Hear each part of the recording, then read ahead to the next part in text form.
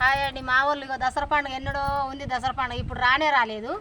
దసరా పండుగ గురించి మాట్లాడుతున్నారు. చూడు మా చిన్నమ్మ ఇట్లా అందరూ మాట్లాడుతుర్రు. ఏం మాట్లాడతారు?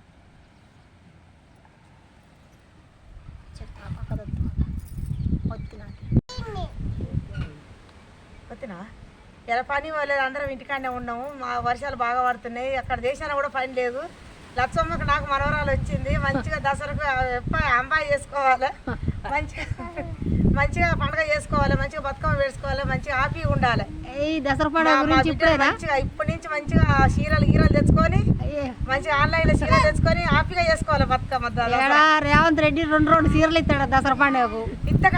ఇస్తే దసరాకు మంచి చీరలు పంపించాలి. మరి అదే మరి రెండు చీరలు అంటుండు. ఇప్పుడు ఒక్కటి కాదు, రెండు ఇస్తాడట. అప్పుడంటే ఒకటి ఇచ్చిండు. మనవరాలే నాకు మనవరాలే మంచిగా ఇంటికాడ ఉండి హ్యాపీగా మంచిగా దసరా బతుకమ్మలు వేసుకొని అందరం మంచిగా మా బిడ్డలు ఎంత నలుగురు మా బిడ్డలు చూడు.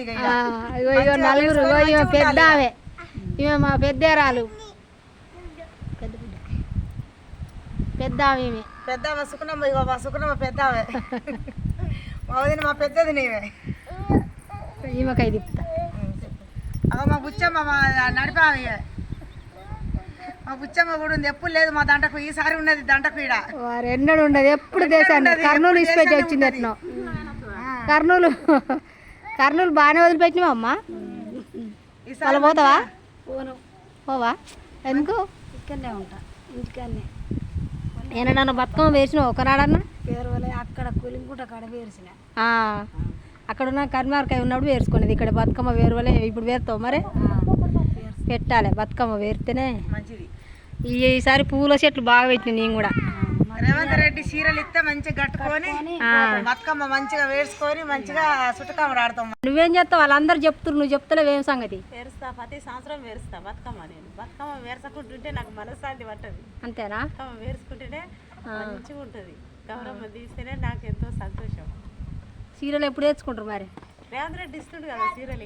అయ్యేనా? కట్టుకుంటే నేను కట్టు పట్టు చీరలే ఇస్తుండ. పట్టు చీరలే ఇస్తుండు. మనం కొనుక్కోలే అవసరం ఏముందిగా. అంతేనా?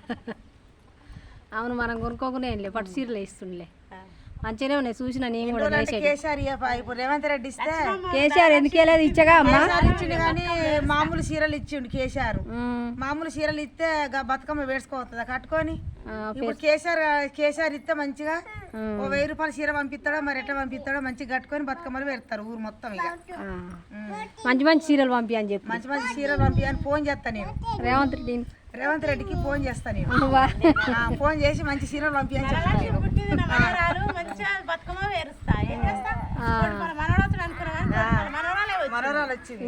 లక్ష్మి వచ్చింది కాబట్టి అదే ₹1,00,00,000. నువ్వే ₹1,00,00,000 ఇస్తావా? మరి పిల్లగాడే ఇస్తాడా? పిల్లగాడు ఇచ్చి చేసుకొని పోతుండ. నువ్వు పెట్టవా అక్క? నువ్వేం చేస్తావు? ఇగో రేవంత్ రెడ్డి ఇస్తాడని మా చిన్నమ్మ ఇప్పుడే సంబరపడుతుంది. ఇగో వీళ్ళందరూ రేవంత్ రెడ్డి అట పట్టు చీరలు ఇస్తాడట, అయ్యే చీరలు కుట్టించుకుంటారట. మరి ఎప్పుడు ఇస్తాడో? చిన్న బతుకమ్మ వరక ఇస్తాడు ముందట. అన్ని ముర్తుర్రు. ఇక చీరలు తెచ్చుకోరట బతుకమ్మకు. చెప్తూ చూడియాలి ఇంటికాడ ఉన్న అలంబీక పోలే ఏం లేదు. అలంబీక పోలే, నాటయ్య పోలే. ఈరోజు ఖాళీగా. నిన్న మంచిగా పనులకు పోయేది కానీ ఈరోజు పని లేదని ఇంటికాడ ఉండి మీటింగ్ వేసిర్రు వీళ్ళు అందరు కలిసి. చూడండి ఫ్రెండ్స్, నచ్చిందా? మీకు నచ్చితే కామెంట్ చేయండి, లైక్ చేయండి. బాయ్ మరి.